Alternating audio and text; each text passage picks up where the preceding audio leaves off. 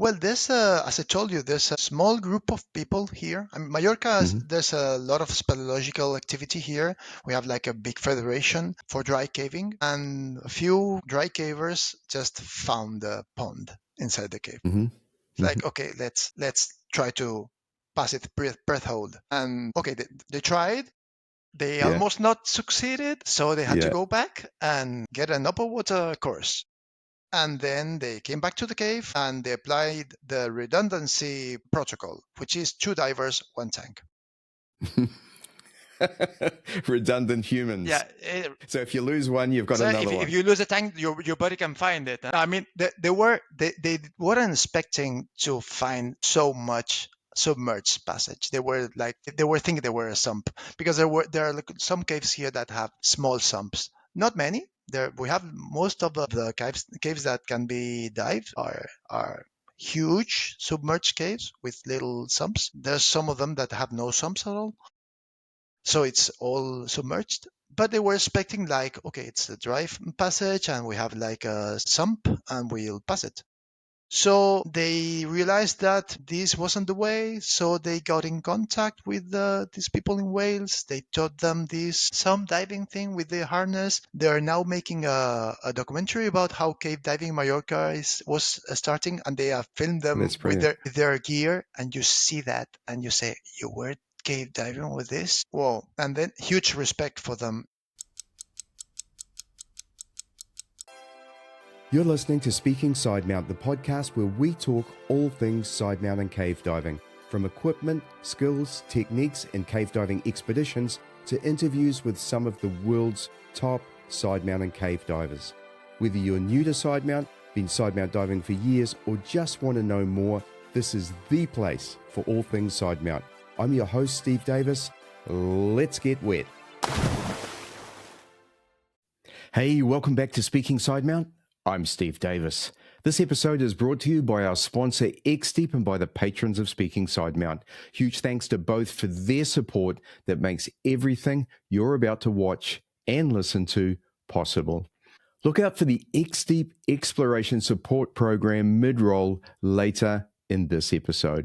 Now this month, I catch up with Álvaro Granell. Alvaro hails from the beautiful island of Mallorca.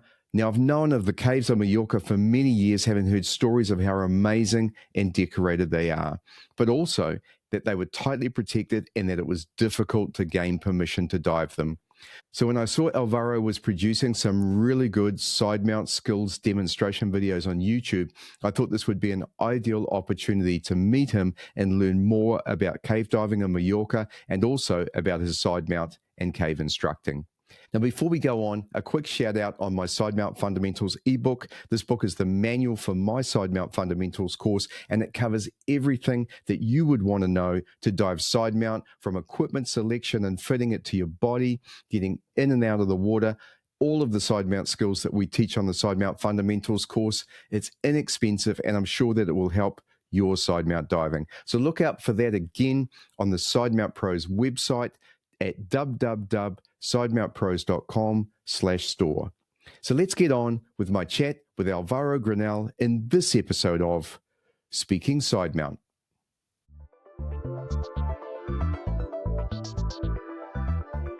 And we are recording. Hey, Alvaro, welcome to Speaking Sidemount. Thanks, Steve. Thank you. Thank you for having me. I'm very happy to be here. Awesome. Well, great to meet you. And you're not the first person from Spain or the first Spaniard that I've had on Speaking Sidemount, but you're the first one from Mallorca. So I'm really excited about that. I've heard a lot, I've seen a lot online, and I know there are caves there. I really want to get into a lot of that. How I found you, I mean, I've known you for a while online, but you've recently been doing some epic skills videos on your YouTube channel. So I'd love to talk to you about those a little bit later as well. And of course, you and I were just chatting off mic, completely opposite sides of the world again. So I'm sitting here with my second coffee. Hopefully you're not on your second beer by now, but Friday night for you, Saturday morning here in New Zealand. Yeah, tomorrow I'm diving, so no. I can. Mate, you're an absolute pro, pro. I wish I was. Thank you, mate. Well, look, let's get started by having you tell us a little bit about yourself and especially how you got into diving. Oh, well, I started diving was more ocean related, like I think Mm-hmm. everyone. I got my open water certification long time ago. I'm not sure if like, oh, 20 years, 22 years ago. That's not so long. Hey, you're talking to someone who did his open water course in 1981. For me, it's a lot. For me, it's that like I realized that that diving was accessible for normal people Yes. very late. I mean, I always saw these Jacques Cousteau's documentaries, Yeah. and I just loved it, and I didn't know this could be done by anyone. So at some point, a friend of mine just told me, "Hey, I'm getting a course, an open water course." And I said, okay, I'm in. How do we do it? Because I thought it was like something super special. I know that people were doing that all the time. So at the end, he 3 days after before the course, he dropped out because he said that it was like too expensive or so. I didn't care. Get the fuck. I want to do it. Yeah. Yeah. And later on, it's funny enough, I became his instructor. That's So awesome. he had That's awesome. so he pay more money than Yes. that the one who had to pay it at that moment. So it was. Because I bet you're not cheap.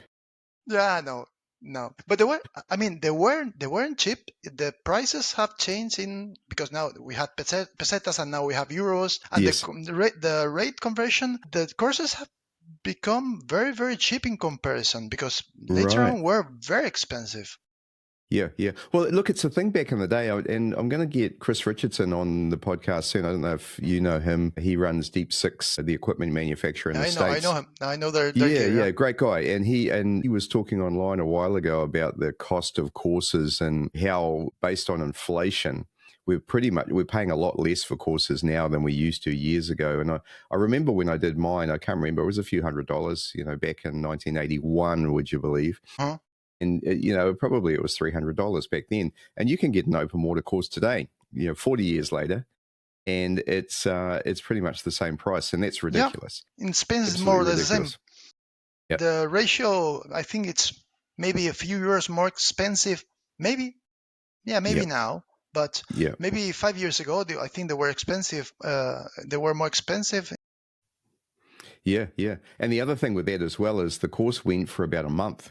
It wasn't every day for a month, Yeah. but we were doing training because everyone was working. So we'd go and do evening classes, and then we'd go and do evening pool sessions, and then we'd go and do a series of dives. And so it took a month to become certified, so there was none of this kind of do them over several days. And it was, a lot of things were Yeah, better back also then. online Yeah. training, who has taken for me one of the most funny and nice things about of course, the Yep. relationship between the instructor and the student to be when you get the theory part, you get a very good feedback about what you're Yes. going to get into water and if Yep. people are getting the thing. So for me, I think later on was better, but maybe it's just like I'm getting old. Well, we all are, my friend. We all are. Yeah, And year by year. there's some interesting stuff in there around teaching styles. And I know you're a high school teacher, and I think that's a great thing that you can leverage in terms of being an instructor, because obviously you're a professional teacher. And, while most of us as dive instructors, we consider ourselves professional teachers as well, but we don't go through the same sort of training that a school teacher goes through. And I think there's a lot that we can learn from the high school profession in terms of how to teach and how to engage. And so let's weave that into what we are going to do as well. You mentioned Jacques Cousteau and all that. I've said it a few times. I mean, that's absolutely what got me into diving. There was no doubt. Have you seen this now? Yeah. When you watch them, they haven't aged well, to be honest. They haven't aged very well. No, I was seeing with my girl one of them. I was like, fuck. For me, it was like, oh, per nature and everything was so nice. Yeah. And now they were sitting on a turtle while eating. Yes. And what? Yeah. Things Picking have up changed skulls hard. and picking up some poor person who'd perished in getting into Operation the Hellstone. Disselhorn and taking things out and woo. Yeah. It was the nature of the day. And the other thing from a diving point of view, especially as cave divers now, is because BCDs weren't really a thing back then. So they were just starting to develop those. So as a result, you kind of the way you weighted yourself was different, and everyone used to swim around super fast to make sure that you maintained whatever level you wanted in the water column. Mm-hmm. And I remember when I'd learnt this way, and then when I remember going to Rarotonga in the Cook Islands to do my advanced course, and everyone was commenting about how fast I used to swim everywhere. And it was very comfortable in the water, but swam like Albert Falco, and so it was quite interesting to me to sort of learn to slow down and actually. Have you tried vintage gear ever? No, it would be I interesting. haven't either. I have a friend of mine that maybe you could. You're more into diving, so Yes, maybe it's not in the podcast. But he has right. a very interesting museum of vintage diving. Yeah, He conducts like some vintage diving day, and yeah. it's very interesting. Yeah. It is so cool to see what's happened with equipment over the years. When Yeah. we go to cave diving in South Australia, and a good friend of mine, Darren Mitchell, owns what they call the Habby. It's Habitat 99, and that's the accommodation there. And the original owner, Ryan Ketchkowski, set up a little museum in there. It's kind of in a glass cabinet. And it's actually, there's a piece of equipment from Sheck Exley in there, and a whole lot of quite famous cave explorers. Mm-hmm. Their equipment is inside there of what they used back in the day, from lights to even different masks. I remember the masks that we used to have back in the 70s were really different to The now. big Oh man, ones. so much has changed, eh? Anyhow, let's move on. So you got started in diving. Obviously, you got the bug, which many of us do. But then from there, you moved into sort of, I think cave diving captured you, and Sidemount was part of that. Tell us about your path from this open water start into Sidemount diving. Well, I really didn't know that Simon was even a thing Mm-hmm. until I dive in Mexico. Right. I was told to go to Mexico to see the cenotes. I didn't even Mm-hmm. know what a cenote was, and I didn't check it online. I wanted just to get surprised, no? It's cool. And my Simon guide was, I love cenotes. I really liked them. My guide was diving Sidemount, so he offered me to try it. And at the beginning was felt like overwhelming, somewhat Yeah. strange. I had Yeah. my intro to tech training back then, so I was used to Hogarth configuration, but the tanks on the side, too many small details, too many things to take in care compared to Backmount. So it was like quite hard. When we got into the course and we were like maybe I think it was like 2 days of Simon because we combined Simon with the cavern course. And then as we started diving more during the courses, it felt natural. It became very easy, very friendly, very accessible. Everything for me was like, this is the right tool. This is what I want to do. And I had never dived in a Twinset before, which I think it was a problem for me, and I had to get trained afterwards in Twinset diving just to fill in the gaps that I was missing there. Because I don't think that a Simon diver needs to get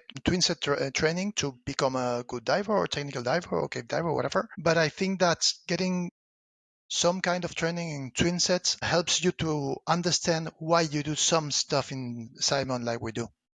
So I Yes. think it's important, no? And yeah, there's a lot of people that are critical with the path I took. Like first side mount, then back mount. There's should be the opposite way. Now I've been in both places, and I think I don't agree with them. I think Yeah. if they Yeah. think that they haven't given the side mount a proper try.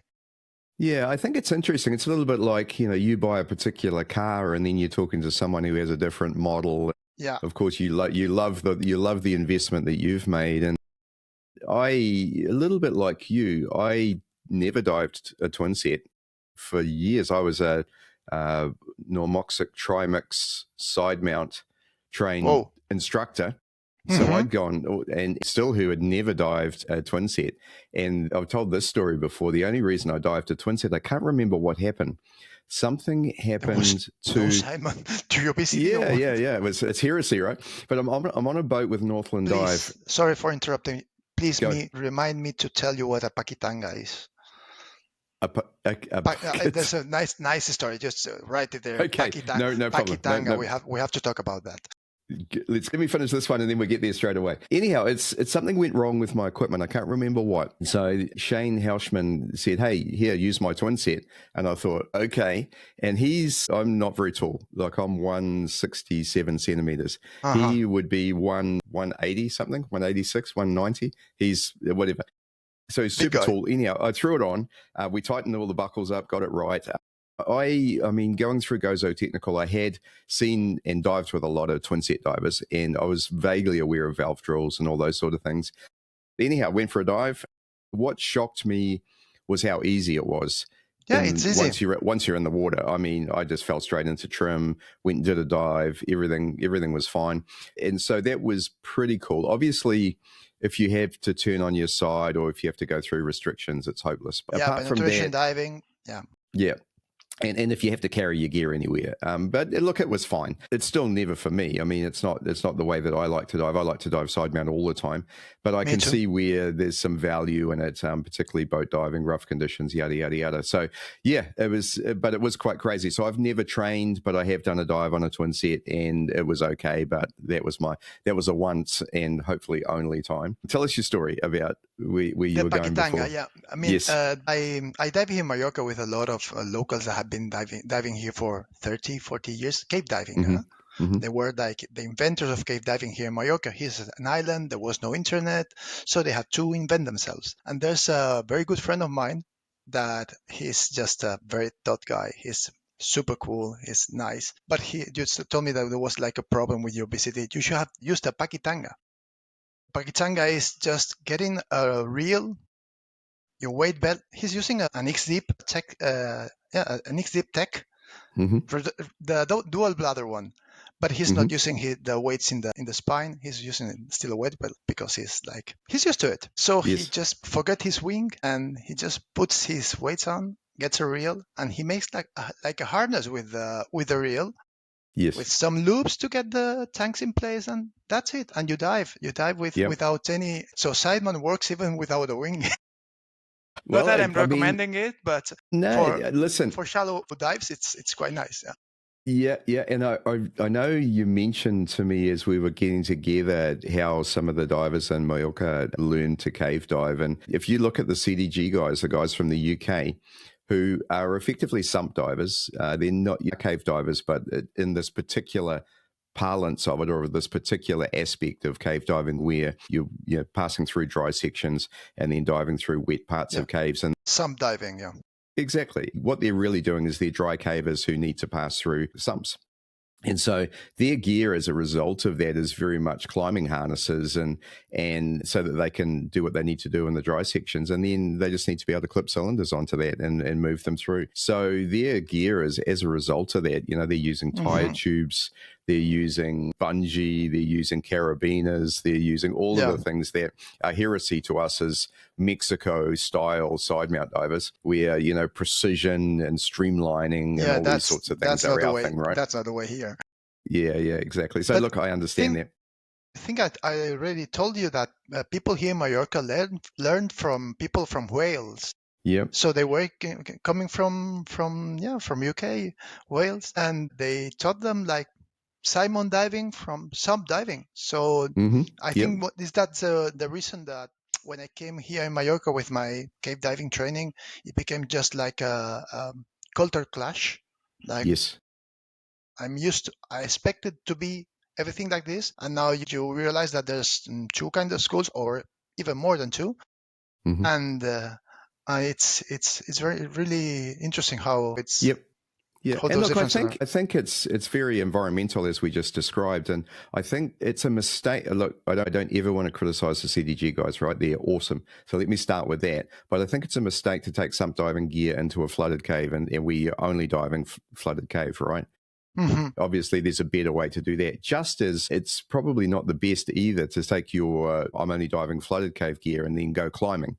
You know what I mean? You've got to put climbing harnesses on over that, and now you're wearing two. So I think it's a matter of applying the right gear to the right job. And also, if you're diving a flooded cave, then there's no need for any of that. And I honestly believe precision and buoyancy control and streamlined equipment with everything squared away and easy to access is what you should be doing. And I think that's what you're saying. That's what you brought from your training in Mexico to back to Mallorca. So interesting. Love it. Now, did you have something to add to that, or? More or less, I think we just tried about that, talk about that. Cool. Now, in your post, I did a fair bit of research, and in your post, you mentioned there's, and I'll quote you, I hope it's correct, there's a kind of freedom in Sidemount that's hard to describe until you've felt it. And I think we all know that, but tell us a little bit about what you meant by that. Well, I think we almost covered that. For me, Sidemount means flexibility. For me, Sidemount makes Backmount feel dead completely in comparison. Don't get me wrong, Backmount Absolutes has its place and it's a solid system and it works, and it also has some advantages in certain scenarios, but I think the main strength of Sidemount is versatility. Mm-hmm. For me, it destroys Backmount in any situation in which penetration is involved. You have to get into a tight passage or you have to squeeze into somewhere. Twinset are a no-go. And also, if you had to carry tanks in a dry passage, doing that with a Twinset, I think it's funny. I do not recommend it to anyone, but just give it a try.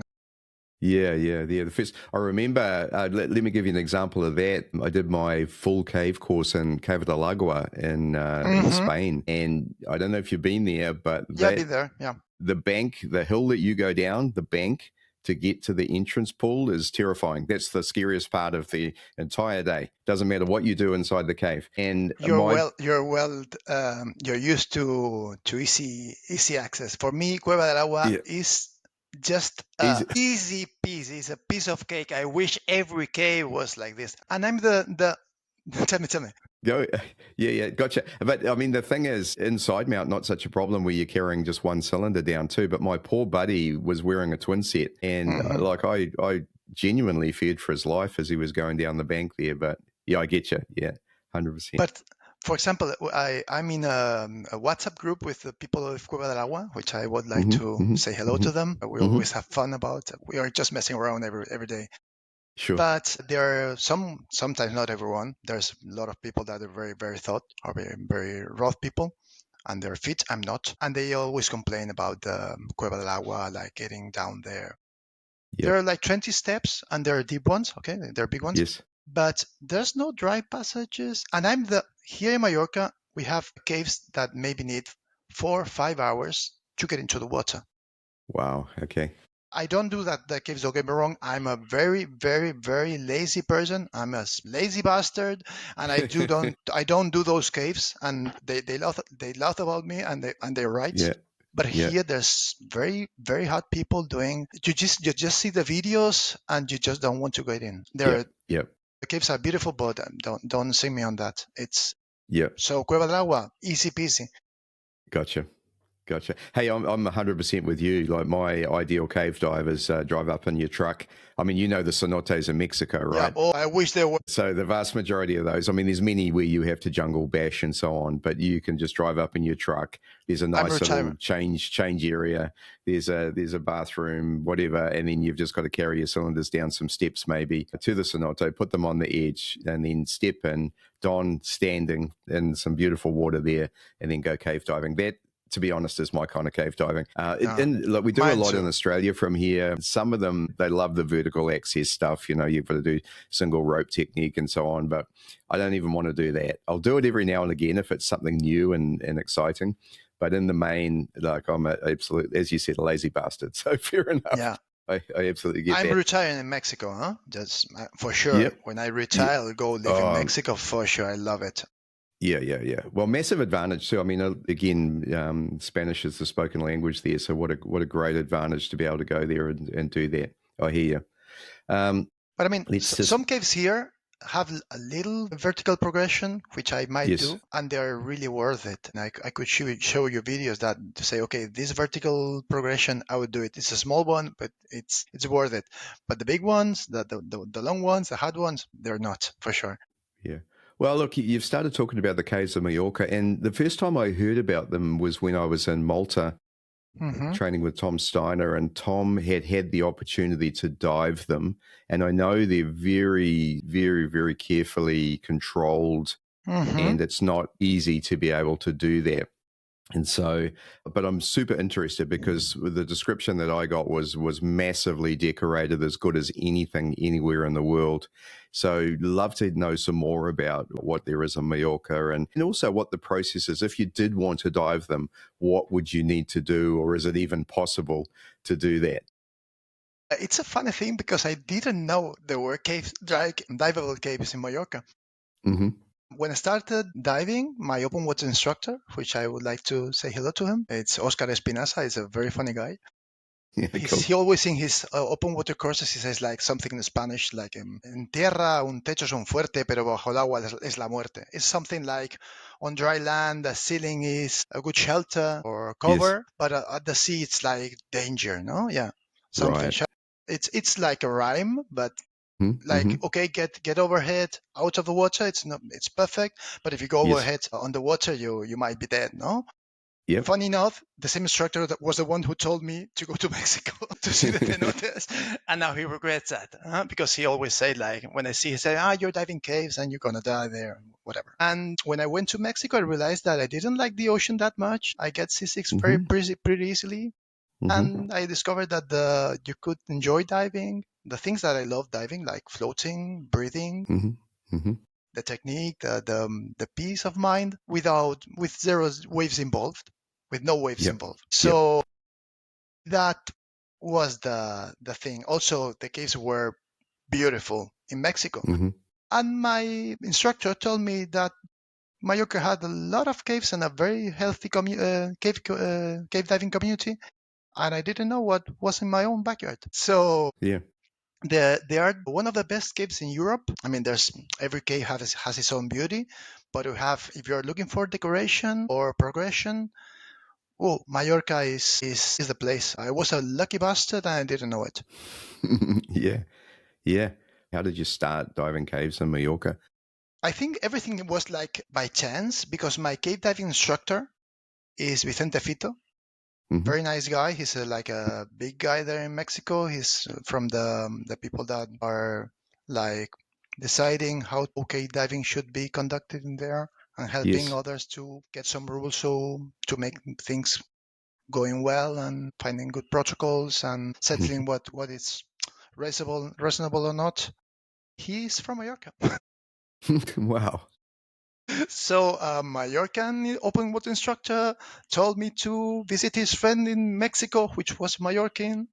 And he told me that I should come back to my place to dive one of the best caves in Europe. Mm-hmm. So Simple as that, I eh? he told me to get in contact with the locals there, Yep. and I just did it. I had the phone of them. I got the contact. It was very easy, very easy for me. So it was luck, mostly luck. Yeah. Brilliant. And from there, you decided to become a cave instructor yourself. Tell us a little bit about your thinking, firstly, and then your process to becoming a cave instructor. Well, this is a rough point. To be honest, the answer was safety. That might upset some very good friends of mine. I said very good friends of mine, and it's not absolutely my intention, but the way that they dive is very far away from the way I learned to dive and the way I feel that works for me. I'm not saying Yep. that it's more dangerous their way, but I don't feel safe the way they dive. They're more like solo divers, Yep. and I'm a team diver 100%. Mm-hmm. So they are lacking some team diving protocols. They are lacking like this dual mind that is checking that if everything is okay. I mean, you're Mm-hmm. diving with someone just to make sure that if you fail, your partner will point it out or will correct it or will just notice it. Mm-hmm. And they just dive. They don't dive alone because we're not allowed to dive alone here in Mallorca, but they dive somewhat in a very self-reliant way. Yes. And also they learn very long time ago, 30 years or so, and they've been doing a great job surveying, studying the caves. So they have their way, and for me it didn't click. For me wasn't comfortable. I dive with them. I'm okay with diving with them, they also know that at certain scenarios or certain places I'm not comfortable doing that, so we don't meet at those points. And they've reached places that I would never reach for sure. I mean, their expertise or their confidence and their experience lets them do things that I might not even think about I will do any at a point. But even when I was, maybe now I'm more like confident I can dive with them without being that frightened. But at the beginning it was like, for me, it was life threatening. It was more like an experience for me, but also it was lacking those protocols, no? So it became a necessity. I had to become an instructor to get some trained people, because here's an island and there were no cave diving instructors, or I didn't know any. So I had to become one myself and start training some people to get some buddies to dive the way I'd like to. Perfect. That's it. Yeah, I love that, and I completely understand that from a whole lot of different levels. Firstly, again, the guys, the explorers that were there, if they've come from that UK CDG type background, they definitely dive that way. It's definitely team diving. They call it team diving, but you're solo when you're in the water. And they have their reasons for that. I mean, a lot of it is because when you are cave diving, particularly restrictions, you kind of are on your own anyhow. Somebody can pull you out for sure, but it can, there's periods there where no one can help you except yourself. So they train very heavily on self-reliance within a team. So I get that. And then the second thing is, Steve Bogart spoke about this on all of the episodes that he did with me, about this thing of building experience and confidence level. And very important. His words to me were, the sort of diving he was doing towards the end of his career would have killed him in the beginning. And that's exactly how it is. You basically where your comfort level is at a particular time is able to grow, but only through experience. And I know this for myself, and I talk about this quite a lot. I'm very, very happy to be able to tell people that I'm a holiday cave diver. So I've done a lot of cave diving. I have done really good training. I've dived with some of the best cave divers in the world. However, I'm a holiday cave diver. I don't get to dive caves every day. I get to do it when I'm on holiday, maybe 3 times a year, sometimes 4 if I'm lucky. So most of my diving is off of boats in the ocean. So I do a reasonable amount of diving, but so I have to curb my enthusiasm, I call it, because of that. Because while I've got a good corpus of experience now, a good amount of experience, it's not consistent enough for me to be able to have this, I'm going to go and squeeze through this massive restriction where, like I've got my head to the right, and then I just don't do that sort of stuff. Whereas some of my friends who dive caves every day in Australia, for instance, do that sort of thing. And good luck to them. I love what they do. I love to see what they do, but I'm not in any way inspired that or feel any pressure whatsoever that I need to follow that. I'll do, the diving that I want to do and enjoy it. And I think that's a good way to stay alive in cave diving, right? Just to understand where you're at, be very self-aware about your skill set and your experience level, and don't push that line beyond where you can go. So in the way of how you manage stress, or how you manage your boundaries, because I'm like I don't like to not to have control. So that was, I think, it was more like not like the style of diving, but more a psychological way. Like, I need to be in control of this. So protocols helped me a lot to know that everything's going well, and I could point a lot of situation that something went wrong, and protocol saved the day. Yes. And I can tell you also a lot of dives previous I was diving to with not proper, but trained alike divers. And what saved the day was somewhat like luck, experience, getting relaxed and solving it, or just the danger was not that much, but for me it was. Yes. So for me, protocols are very, very important. So you need them. But I know that you can push limits with following everything by the rules. So big credit to the people that they're doing very, very good job. Yeah. And again, I just think they're diving at their level, and I mean, they'll have a line that they shouldn't cross as well, right? So I remember your perspective. Stratus Cast talked about that a lot in the episode I did with him about when he got bent, and he talked about how he enjoys his diving more because he does follow his protocols. And what it enables him to do is when he's in the water, now he's super relaxed because he knows that he's been through the right planning exercise for the dive. He's done all of the checks that he needs to do. He's diving with a team who are on the same page as him. And that then means he can enjoy the dive without being worried all the time about what might happen. So, yeah, awesome. We're control freaks. Awesome, awesome. Let's take a quick break for a word from our sponsor. There are places where the light fades and only the bold keep going, where silence surrounds every breath and every moment matters. This is the world of underwater exploration, the last frontier. It's the world XDEEP was made for. From the ice-covered caves of Scandinavia through to the deep passages of Mexican cenotes to submerged tunnels beneath mountain fortresses, XDEEP gear is trusted wherever precision, durability, and focus decide the outcome. The XDEEP Exploration Support Program exists to back those who go beyond, those who explore to understand, who dive not just for depth, but to document, protect, and inspire. With advanced equipment and meaningful support, XDEEP empowers explorers, scientists, and committed divers who push the boundaries beneath the surface. Exploration begins with a question. Progress begins with action. Lead your path with XDEEP. Discover more at exploration.xdeep.eu. Huge thanks to XDEEP for their support of the show. Let's get back to this episode. Now, we talked a little bit about instructing. You're a cave instructor. I'm assuming Sidemount instructor as well, and you're a high school teacher. As I said earlier, I love this idea of having a education professional associated with the dive industry, because I think we can learn a lot from you. Talk us a little bit about your philosophy in terms of teaching diving, and maybe weave in a little bit about how your experience as a high school teacher helps you with that. Well, high school, I think it mainly builds patience. Mm-hmm.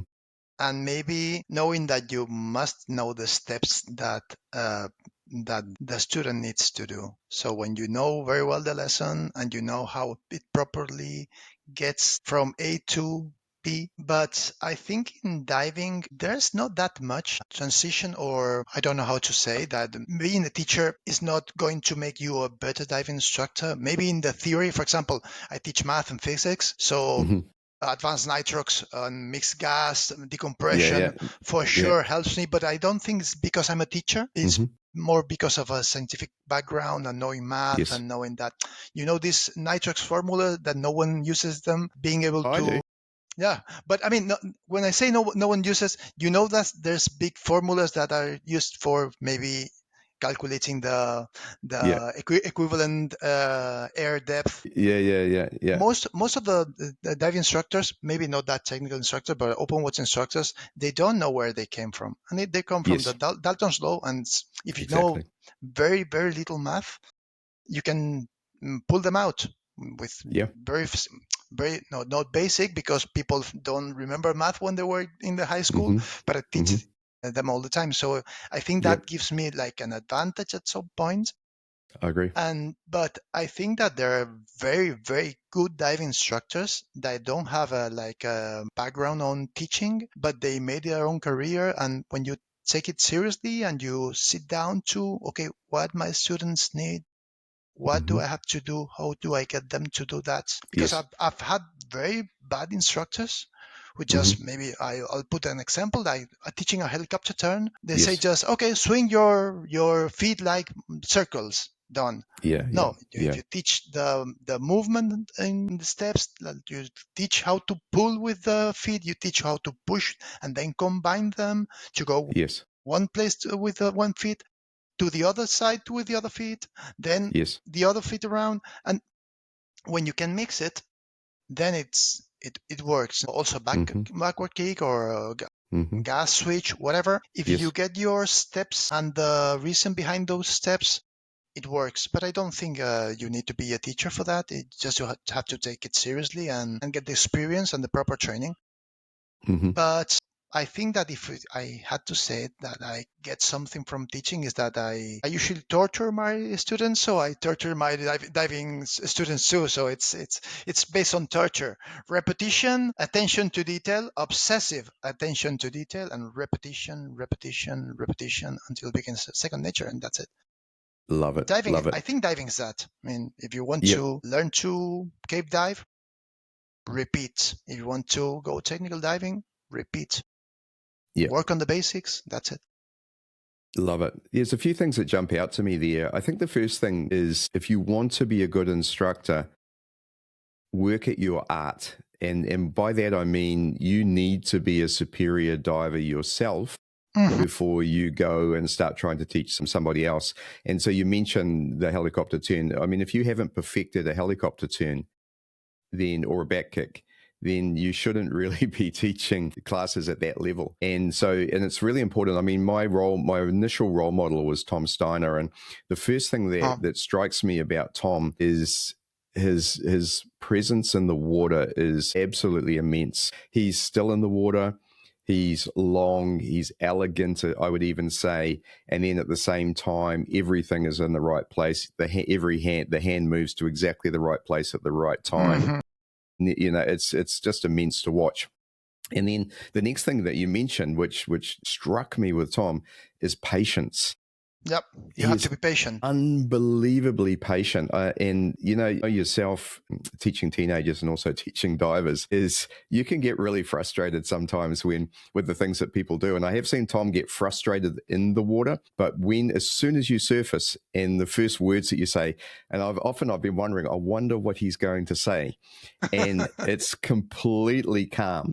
And so it was actually, I took that away. I mean, that was perhaps I learned a lot from Tom, but the things that I learned the most was, you know, superior skill set and ultimate patience make a good instructor. And so I really have tried to employ that in what I do. The other thing you mentioned is detail, and I learned detail from Audrey Cadell, was Tom's partner at the time, no more, but she was at Gozo Technical at the same time, and Audrey was an absolute detail freak.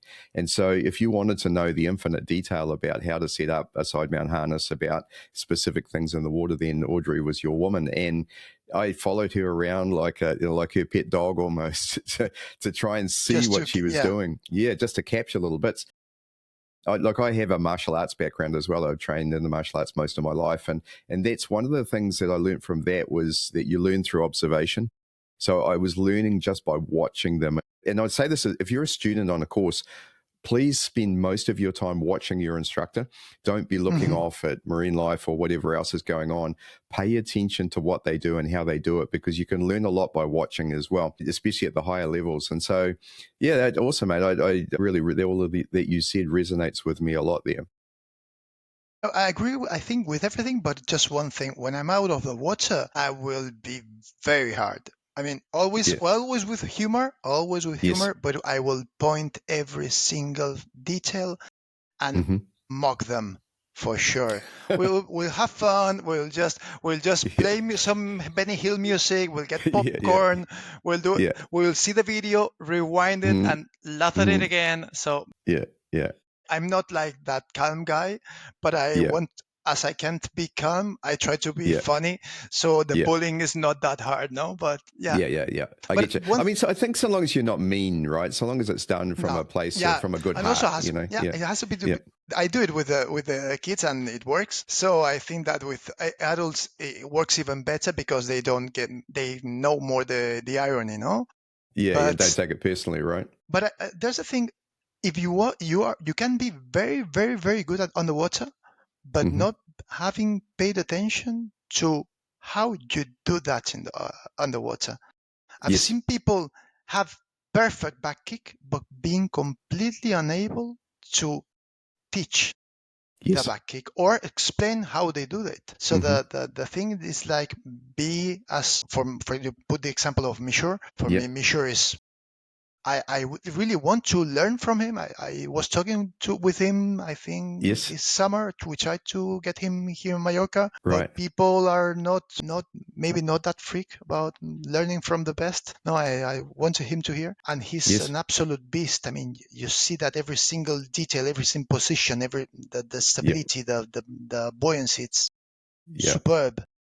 Yeah. And you can be maybe not like Misha, but if you don't know how to teach, okay, you're perfect, but then you don't know how to transmit it to your students, so there's a Mm-hmm. problem. Maybe I prefer Yeah. you to be a bit worse in the water, but being able to transmit it.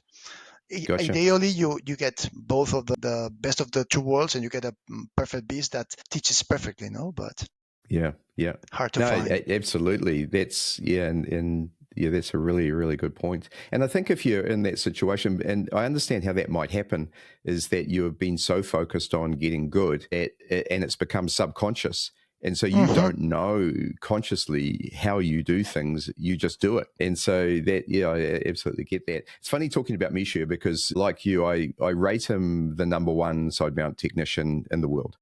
And he's a very modest man in many ways, and he'll hate that. But and I've trained, and that doesn't mean that there aren't others that are amazing. I've trained with, as I said, lots of people, and I've seen lots of people who are great. But he's the person who's put the most work into being the best technician. And it doesn't mean he's the best diver. It doesn't mean he's the best cave explorer. None of No, those things. but the But best he model for sure. absolutely. And I this is where this brings me. I was watching your skills videos. I mentioned them Hmm. earlier, and I was watching the way that you moved your arms on a few of them, and I thought he's been watching Misha. Yeah. And I thought you'd either trained with him or you've been No, watching his videos, I've because been there is following. a way that you move your arm back to behind your cylinder, which is exactly a copy of him, which I love because, again, back to the martial arts, you could often, in Aikido, the art that I studied for a long time, you can almost tell who the teacher of the student is. You can say, you're a student of this particular person, and you can tell because of their style and the way they move. And I thought, yeah, that is absolutely awesome. I would like to thank Vicente Fito because I really learned from Bishura and I really took things from it. I've taken things from Mike Achim Schoffel. There's a lot Yes, of people that are doing very good job on YouTube, so you can learn a lot from them. But the basics were given by him and they were yes. perfect. Also on the water, he's superb, top notch. And Mm-hmm. the things that I'm teaching now, it's trying to at least emulate what he did with me because it was like perfect attention to detail and never forgiving a mistake. Never forgiving a Yes. mistake. If you are doing a mistake, you're gonna pay it. In cave diving training, for sure. Open water side mount, there's no much to pay. There's no situation you have to pay your mistakes. But in Mm-hmm. cave diving, if you do a mistake, you're gonna pay it for sure. I would like to have his experience to be able to do that because sometimes you see the mistake and you say, okay, how do I make him to pay that? And you have to maybe think about it, or you just can't do it. He will make it for sure. Yeah, yeah, I get it. Yeah, and it's an example of how good you can become when you dive every day. Hmm. It's like I remember again back to Gozo when I was there 2 seasons. I both trained and worked there, and when you're in the water every single day, your skill set grows immensely. I would It's like to be able to do it, but I'm a weekend diver. Yeah, yeah, same. And I mean, it's well, it's a thing. I mean, there's money is also in Korea is also a thing. Hmm. And yeah, yeah, as I said, and where I am in New Zealand here, it's absolutely beautiful, and there's great diving close to me. But yeah, the weather doesn't always allow us to dive No, every day either. So that's a benefit of caves again, is being able to pretty much dive in a hurricane or a cyclone. So yeah, brilliant. So let's get on to those YouTube videos. So what prompted you to do those, and what are you trying to show in the series of skills videos that you've produced? as I told you, I like to get my students to see the videos and then point out the mistakes. So I try to get them into the water with them having seen the exercise on the water first. Yes. And I had like Mark Powell gets his Yes. book from his scratch notes. So I had a lot of scratch videos and done with all gear hanging because I was like carrying boys or cookies or reels or whatever, and it wasn't properly filmed. The exercise was done, and like you're doing training, okay, now you film me and we'll see the exercise so you can practice or you or I'll use it for a future course. And there was not like something that was made on purpose. And I have a friend of mine that became a Simon diver, and got him certified in cave diving. He did the course with me, and he's a very nice guy, and he knows a lot about filming. For me, I mean, maybe he's not a very good cameraman, but for me, it's like Oh, yeah. Yeah. Stanley Yeah. Kubrick. For me, it's Stanley Kubrick. I'm very bad filming. I just suck at it. So he said, okay, we go to the swimming pool and we can film it because he wants to become a technical diving instructor. So every time he has the opportunity to assist me with a course or just look at it or attend it, he's coming. So he just got in the water and filmed it. And he's like also an attention to detail freak. So it was like, what if we don't record the exercise, but we do like a few takes and we try to film them from different angles. And as I have Yes. so much protocolized the exercise, I can do it 5 times in the same way. I mean, there's no Yes. difference. Even when I'm finished, I will do the same. Okay, so you Mm-hmm. can get also the timing. Maybe it's not, but I would like to make a video like seeing the process from all angles at the same time, and maybe it will be matching very well.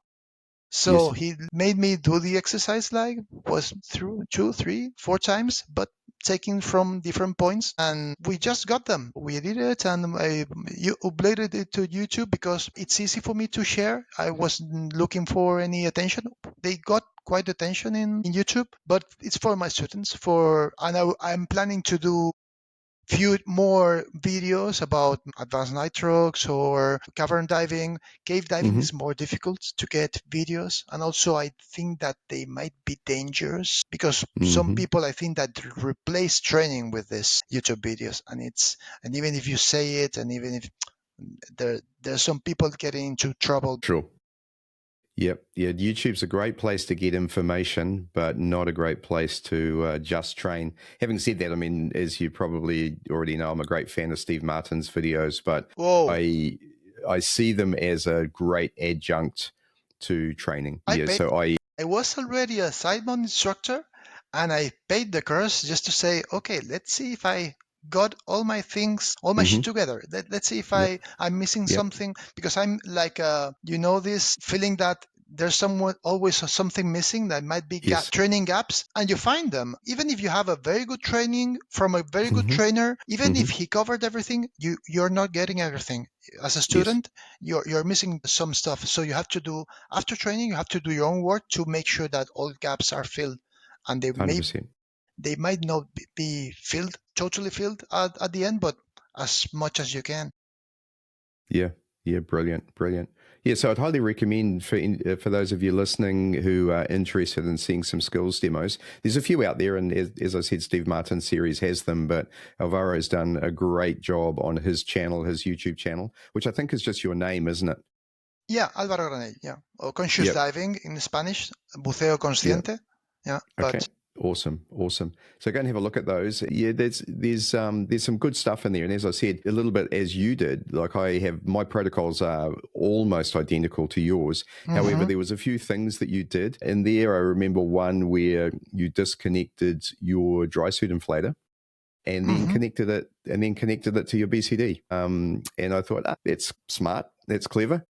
So now you've got a period of time there where you didn't have any buoyancy, a buoyancy device, and you connected it on. I thought fantastic. So yeah, the little thing, you always learn something by watching what others are doing, and there's always little tips. And as I've said many times, when you go and do training with people as well, I think you're absolutely correct that you only absorb a certain percentage of that, but also there may be things there that you don't like or that you don't want to apply to your diving. yeah, I treat it like a buffet. I grab the bits that I want and employ that in my diving. I leave behind what I don't want. I listen really carefully to what they're saying, try and understand the why behind the how. as Ed Sorensen says, and then do your best to get better yourself by what you can learn. So fantastic. For me, the why you do things is the most important thing, because you'll see that many people are just arguing it's done this way or it's done this way, and it was the way they were taught to, and it's right, it's well conducted, but there are a lot of ways to do that and get the same results and be as safe. And I think that we come from standardized diving, backmount diving, which has not that much flexibility on configuration, and it's more standardized. And Sidemount gets like Hogartian, the 2 meters long, 2 meters, two hoses, 1 meter. There are so many configurations, the toddy style, that work. Yes. Which I don't like some of them. I prefer some of them, but they work. So when you're diving different configuration, maybe you have to swap protocols. And if you're meeting some diver with a different configuration, you have to just sit down and talk about it and ask, and you're gonna learn and get things done. If you got your whys, if you know your whys, you'll get it for sure. But you have to know them. Yeah, I agree 100%. And also there's been a little bit of my way's right, your way's wrong. And I don't think that's absolutely correct, or it's not correct. I mean, there are things you can do wrong that are a safety issue. But look, here's an example, and I won't use names because it's unfair, but one of the cave instructors in Australia doesn't like the necklace for the short hose. And there's a reason for that. And their reason, I think, makes sense. You know, if you're in a silt out and somebody comes to grab the regulator from your mouth and it doesn't come out such that they can breathe it, then that's going to cause a fight underwater. And so therefore they have the short hose clipped off on the left side. And when they want to use it, they unclip it, put it round and breathe it. I find that a bit annoying in terms of I don't want to do it that way. And I kind of feel if it was a big problem, surely that problem is in Mexico, where virtually everyone dives on a necklace, right? So I don't think it's a problem, but they've explained themselves and they've explained their reason, and that's good. You know, if that's the way that they want to do it, fantastic. I don't think there's a real reason behind that, but if they're okay with that, I'm okay with that. They tell me how they work, I tell them how they work. We're okay with this getting into water, okay? But I mean, 2 Sidemount divers asking gas to the other. How the fuck that happened?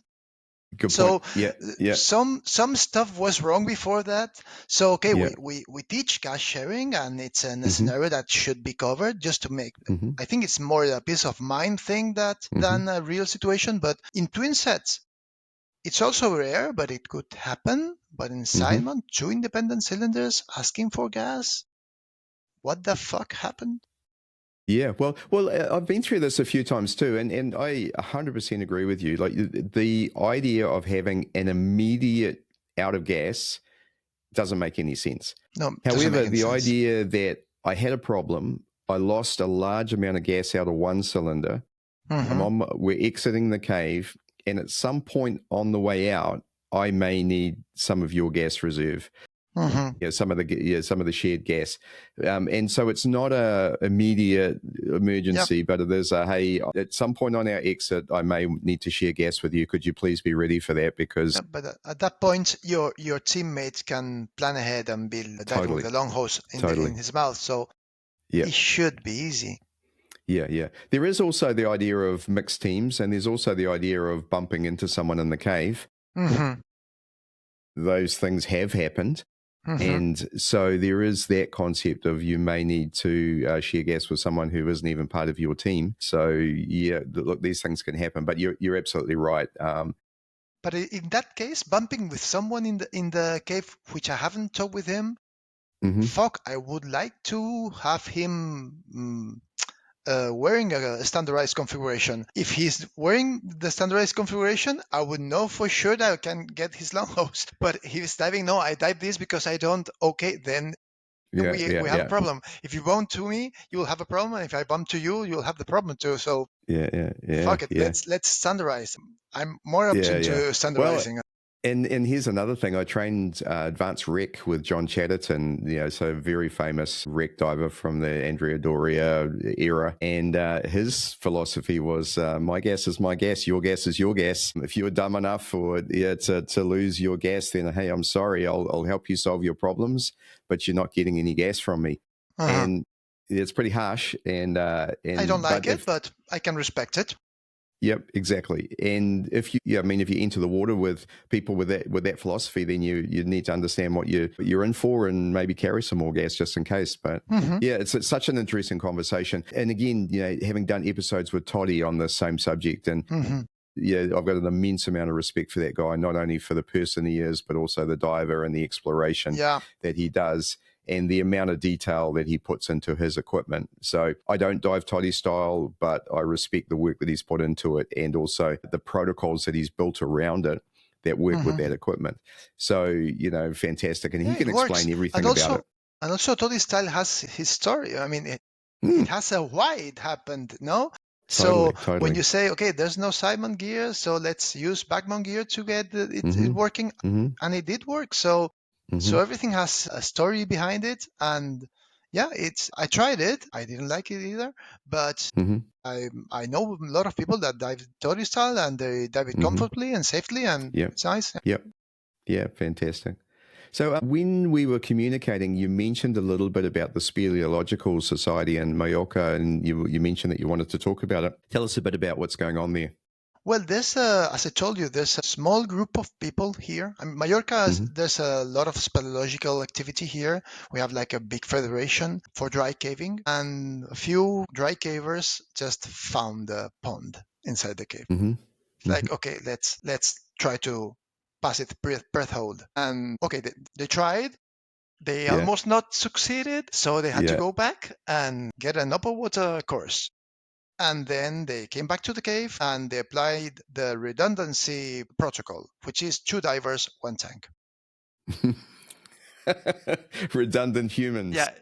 So if you lose one, you've got another one. If you lose a tank, your buddy can find it. I mean, they weren't expecting to find so much submerged passage. They were thinking they were a sump, because there are like some caves here that have small sumps. Not many. We have most of the caves that can be dived are huge submerged caves with little sumps. There's some of them that have no sumps at all. So it's all submerged. But they were expecting like, okay, it's a dry passage and we have like a sump and we'll pass it. So they realized that this wasn't the way. So they got in contact with these people in Wales. They taught them this sump diving thing with the harness. They are now making a documentary about how cave diving in Mallorca was starting, and they have filmed them with their gear. And you see that and you say, you were cave diving with this? Whoa. And then huge respect for them. You see the lights that they're just candlelight. Unreal. Yeah, and these BCDs, frontal BCDs, the big tanks, the fins, the helmets, everything, it makes like, whoa, real explorers, no? If I ever get my hands on this, if they publish it, I'll send you the link so you can see it. Thank you. It will be very, very interesting for sure. They got into cave diving like this, and they started surveying and studying, because this is a very specific niche group of people. They're scientists that cave dive. So they know what they do. And I'm a cave diver that helps them, and I don't know shit about what I'm doing. They tell me where to do it, what to do, how to do it, and sometimes I do it wrong. A few weeks ago, they told me to get a filmmaker that's doing this documentary to a place that there's a dolphin fossil, and you go there, and I was there. I wasn't able to find the fossil. Wow. So I got my friend of mine, Tisco Gracia, which is a very nice guy, and he just got there and pointed it out like it was easy peasy. No? Yeah. And it was there. I had seen it. For me, it was a rock. Just a rock, and it's an elephant. And it's happened lots of times. I mean, now we are recording in 360 the caves for virtual reality. Yes. And I was filming like a fossil jaciment. Yes. of a very specific goat here in Mallorca. It's Myotragus balearicus. There's a very Right. huge bone cemetery there, fossil. And it was, I think they have taken some of the skulls because there were skulls here. And one of the scientists get his VR goggles on and say, 1 skull, 2 skulls, 3 skulls, 4 skulls, 5 skulls. In 3 seconds, I wasn't able to see them being there Yeah. Yeah. for a long time while filming. It's stunning what they can do, what they see, and the things Yeah. that they can do underwater. So I was just going to ask about the 360-degree cameras. Are you using the Insta 360s for that? Yeah, we are using the Insta360, the X4, because we are Yep. poor people, and Right. we have heard that the 5 is much better for low light environments. Let me tell you a couple of things, because I've got the 5 and Insta360 have very kindly sponsored a couple of episodes. So again, like I've been through the background on that. I mean, they've been quite prolific about giving them away to some people, but the X5 is really, really good. I was a bit disappointed sometimes with the clarity that you would get from it. They've just released a new housing for it, the Visible Dive Case Pro. It's much, much bigger, which to me is kind of dangerous because I tend to wreck them pretty quickly. But they just get destroyed without, if you look at them just a bit hard.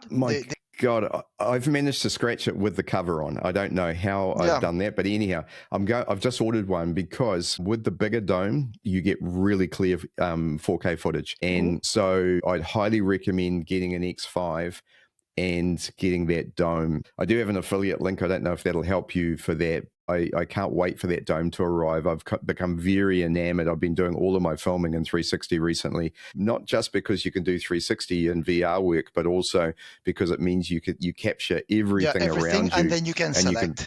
You can reframe it, select what you want. So it makes the video editing really good. But my one disappointment has been compared to the Insta360 Ace Pro 2, for instance. You don't get that absolute clarity. So I'm hoping this new dome is going to do that. So as soon as I've got it, I'll put up some video. Yeah, and then you can see whether that's going to work for you. But also, I've seen Miko Pasi. Miko Pasi that's surveying and making 3D models, and also this guy from Dave Saga, Nick. Yeah, Nick de Ruyter. And he might be coming to Mallorca to share his knowledge with us. I've just talked with him, I think, today. I hope to. Also, we have a friend that just happens to construct buildings, and he uses the Mantis. I don't know if you know the I do know the Mantis, which is expensive as hell. But he has one, and we might get into the water to see if it does the job. The Mantis is from New Zealand. Do you know that? I didn't know it. Yeah. So that's run by a very good friend of mine, Andrew Simpson, who runs Global Dive here. And so they produce that. It's a very commercial-oriented unit, but yes, much more expensive than the Instas. Will it work, you think, for cave diving environment? I think it's... yes, yeah. Well, he's done plenty of... If you go to Andrew Simpson's YouTube channel, he's done plenty of cave diving video in Australia using the Mantis. Him and a few of my other friends have done that. So I'm happy to make a connection there if you want to use that. He's a great guy. I would appreciate it.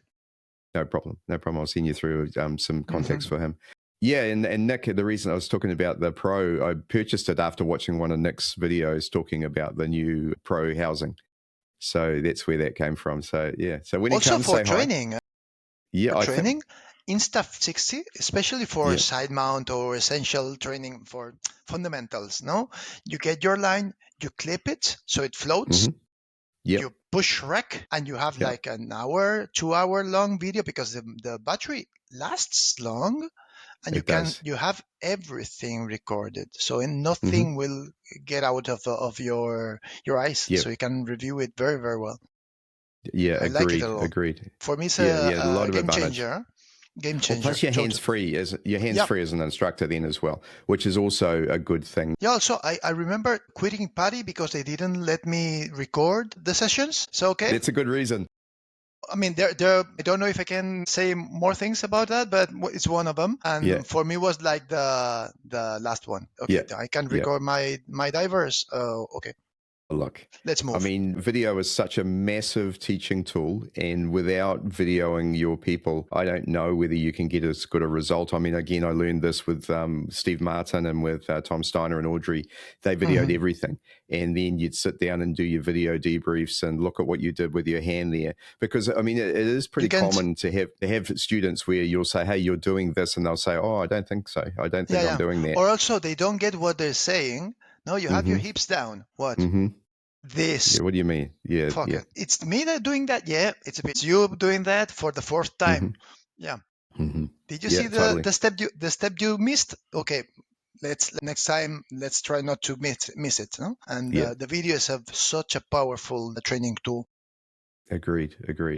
Yeah, and so I don't know how you can be expected. I mean, I understand the safety side of that in terms of if you're focused on filming, how can you be focused on your students? But when you're teaching, that's not the case. I mean, you're Yeah. pointing the camera, that's all you're doing. You're watching the student 100% the rest of the time. It's not like you're trying to make some documentary out of it. For open water divers, maybe I can get it because they are Mm-hmm.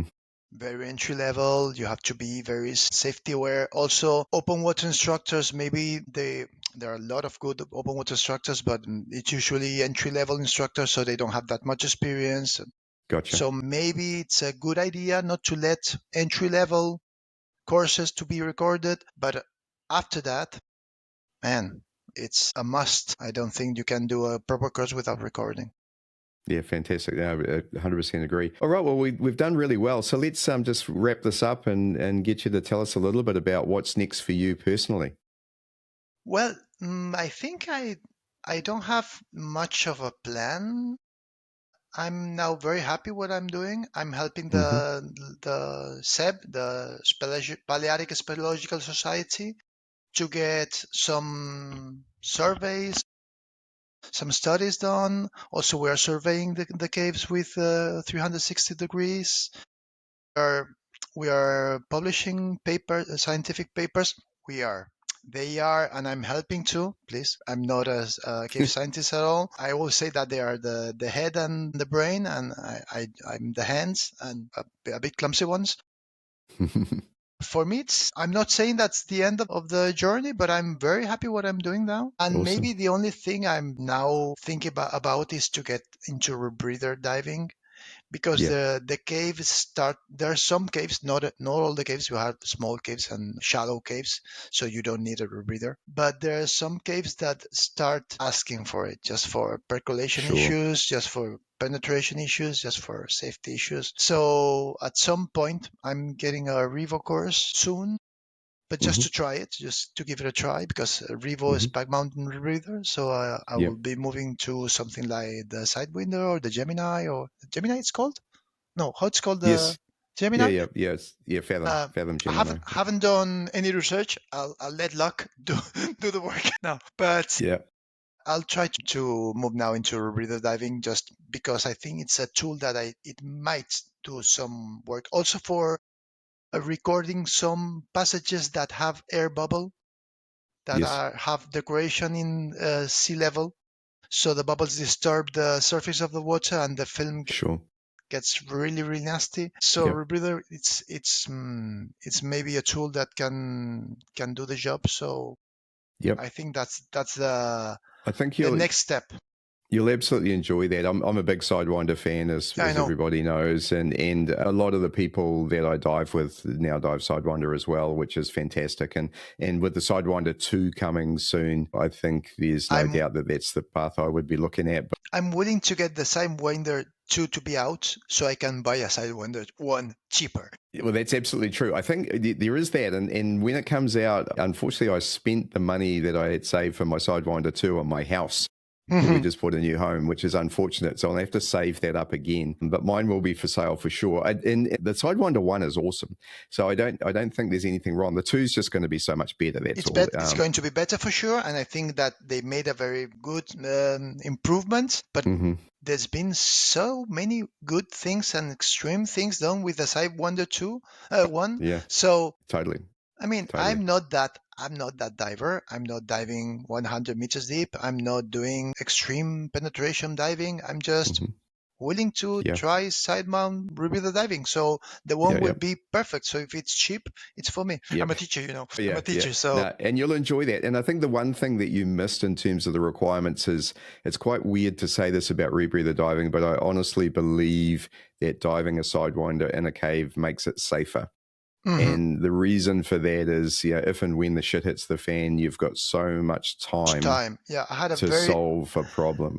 I had a very bad experience in the cave here, that the line got caught in a place that I didn't know well, and it got caught in an intersection that didn't have this anchor point. It's very common here to have like floating tees. Got caught by 2 places, and it was very silty. I didn't know my way very well. My cookie had just fell to the ground, so I didn't know which one the direction which was, because the arrow wasn't pointing to the right exit. So if I hadn't had a rebreather, so knowing that first, percolation will not make things worse, and second, you have plenty of time, I think the experience will have been easier.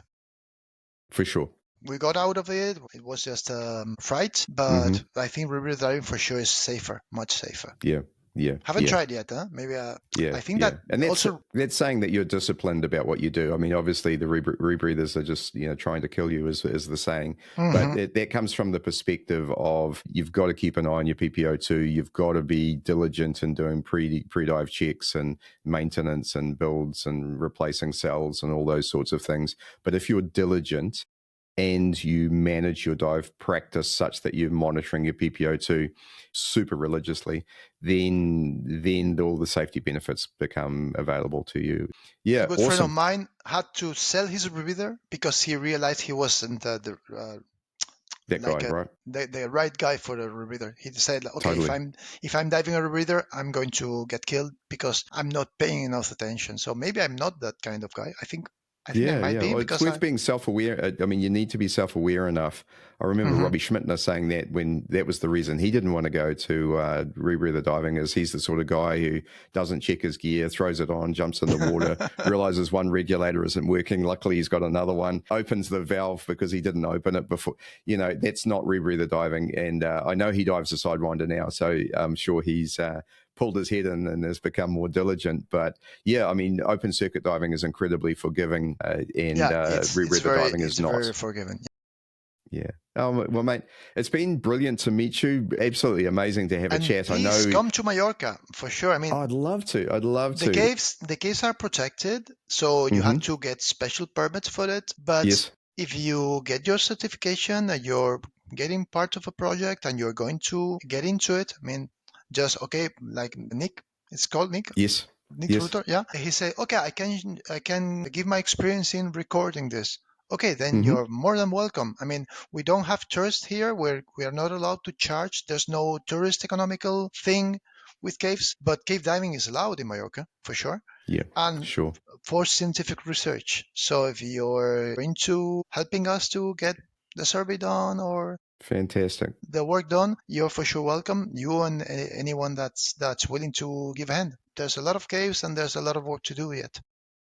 Appreciate that. That's such a great offer, and thank you. That's amazing. Once I need to free up a couple of assets here, and then my travel's been a bit curbed since I've been doing some. We've got 3 commercial sites here, and also our home now. But I'm going to free up a couple of those, and then that's going to open up my travel again. Brian Kaycook hit me up the other day and asked me why I hadn't been to Abaco yet, and then there's it's on my bucket list. Me too. And then there's also the Caves of Sulawesi with Robin Cuesta there. They're very close. Well, very close. They're quite close to us. So I haven't been to either of those. Plus there's Miko's mines in Thailand. Now there's the Caves of Mallorca. And I still haven't seen my friends in Malta for such a long time. So that's coming back to me. I've just got to do a little bit of financial moving things around. And you have to win the lottery. If you don't win the lottery, there's a lot of that checklist is not going to get all the ticks. Yeah, exactly. Well, mate, it's so nice to meet you. Awesome to learn some more. If you want to learn more about Alvaro, please go and have a look at his YouTube channel and see what's there. Alvaro, do you have a website or anything like that for your cave instructing? I had back in the days, but I do this just as a need, not as a professional way to live. Right. So I'm more into just doing what I like, and yeah, I teach some courses during the year, and I get some mouth to mouth. I don't scout. It's Yes. said like that, and people that have trained with me to tell other Yes. people to train with me. Yeah, word But of mouth. Yep. yeah, but I'm not into getting promoted. I'm not into social media. I don't. Right. I just find this boring, so I don't Hmm. have a website. My YouTube is just a mess. I just uploaded 6 videos, and maybe I won't show up again in 6 months. And Yeah. Yeah. also in Facebook, I try to get some information, so I might answer some posts or post Hmm. something. Hmm. But I'm not into social media, Fair and enough. Fair enough. yeah, I'm quite offline. It's a shit show now, anyhow. So yeah, it's better to be super relaxed about it. Yeah, I love that. Well, mate, again, great to meet you. Thank you so much for sharing with us, Thank you, Steve, and for all the having me. best for the rest of your cave diving. And if we can get to Mallorca, we are going to do it. For sure. You will be very Thank you, mate. welcome. Thank you, Steve, for having me. You've been listening to Speaking Sidemount from www.sidemountpros.com. If you like the podcast and would like to support the show, then why not become a patron of Speaking Sidemount? For as little as $5 per month, you can become a part of the Speaking Sidemount team, get exclusive early access to all of the episodes, and help us to deliver the very best sidemount, cave, and technical dive content available. Just go to www.patreon.com/speakingsidemount for all of the details. The address is also on our Facebook page, listed in the podcast notes. Thanks again, and we look forward to you joining us for our next episode of Speaking Sidemount.